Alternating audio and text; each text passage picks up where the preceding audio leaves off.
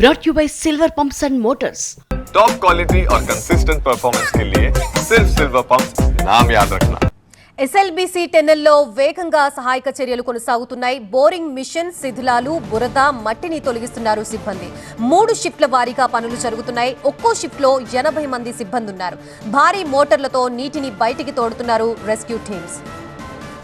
SLBC టెన్నెల్లో జరుగుతున్న సహాయక చర్యలపై టీవీ9 తో ఎక్స్క్లూజివ్ గా మాట్లాడారు ఎన్డీఆర్ఎఫ్ కమాండెంట్ ప్రసన్న. ఆయన ఏం చెప్పారో కంప్లీట్ డీటెయిల్స్ ని మా కరెస్పాండెంట్ శివకుమార్ అందిస్తారు.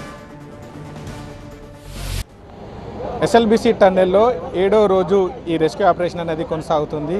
లోపల జరుగుతున్నటువంటి సహాయక చర్యలకు సంబంధించి మనతో పాటు మాట్లాడడానికి కమాండెంట్ ప్రసన్న గారు ఉన్నారు.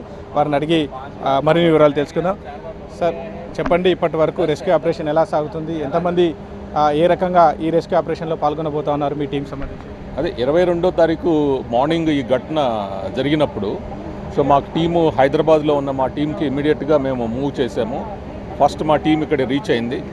రీచ్ అయిన తర్వాత ఇక్కడున్న అధికారులతోటి డిస్కషన్ చేసిన తర్వాత ఫస్ట్ ఆ రోజు ఇమ్మీడియట్గా మా టీంతో పాటు ఎస్డీఆర్ఎఫ్, లోకల్ పోలీసు, మిగతా ఏజెన్సీస్ లోపలికి వెళ్ళి ఫస్ట్ చెక్ చేయడం జరిగింది. ఆ తర్వాత మా టీమ్స్ కంటిన్యూస్గా 10 సార్లు ఇప్పటికి లోపలికి వెళ్ళడం జరిగింది. మొన్న నైట్ అయితే లాస్ట్ పాయింట్ దాకా రీచ్ అయ్యారు.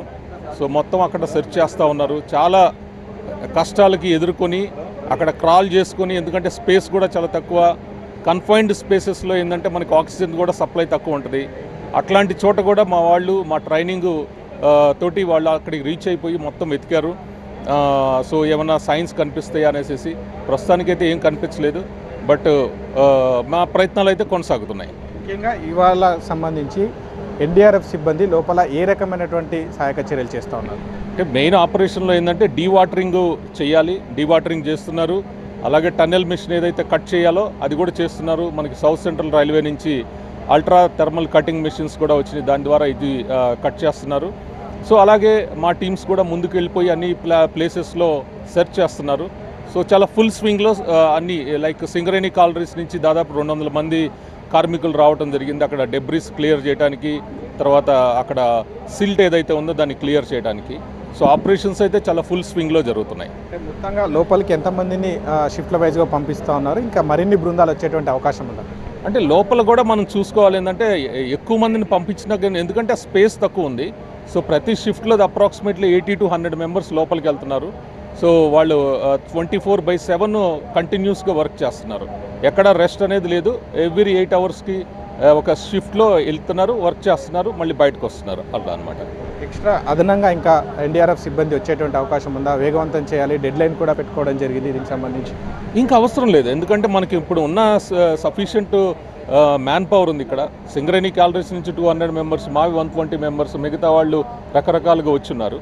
మ్యాన్ పవర్ షార్టేజ్ అయితే ఏం లేదు. ఎందుకంటే ఇది ఓపెన్ ప్లేస్ కాదు, ఇది క్లోజ్డ్ స్పేస్ కాబట్టి మనం దాంట్లోనే మనకి చేసుకోవాలన్నమాట. Thank you. ఇంకా మొత్తంగా చూస్తే మాత్రం దీనికి సంబంధించి సహాయక చర్యలు అనేది చాలా వేగంగా కొనసాగుతున్నాయి.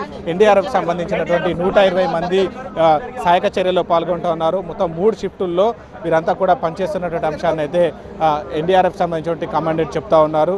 వీళ్ళంత త్వరగా ఈ సహాయక చర్యను ముగించాలనేటువంటి ఉద్దేశంతో తమ బృందాలన్నీ కూడా ప్రాణాలకు తెగించి ఈ సహాయక చర్యల్లో శ్రమిస్తున్నటువంటి అంశాన్ని అయితే అని చెప్తా ఉన్నారు. కెమెరా పర్సన్ అంజితో, శివకుమార్, టీవీ9 ఎస్ఎల్బీసీ టన్నెల్ నుంచి.